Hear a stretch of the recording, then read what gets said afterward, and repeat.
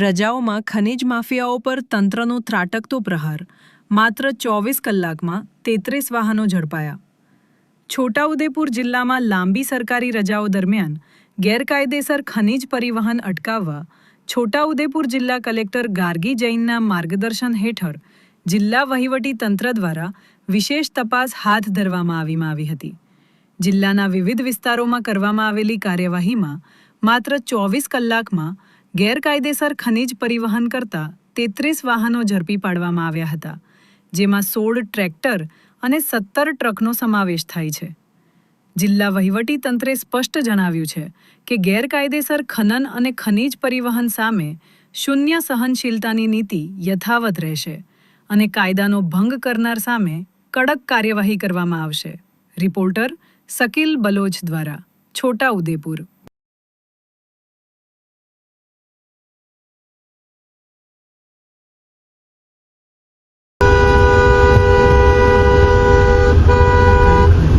ગાડી દૂર રાખજો.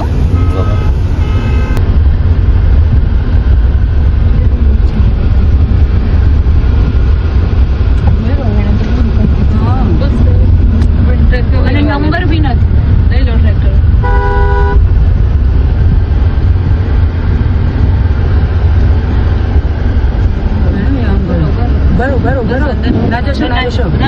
ના જવું સુમનભાઈ. પણ એ લોકો પણ આપણે પાછળ ગાડી છે, પાછળ જો રસ્તા નથી. આ ભાગી ક્યાં થશે? ડુંગર છે, પછી કઈ જવાનું નથી. અરે પણ આ લોક છે ને ઉપર. સુમનભાઈ તમે બેસો માનો નહીં વાગતી.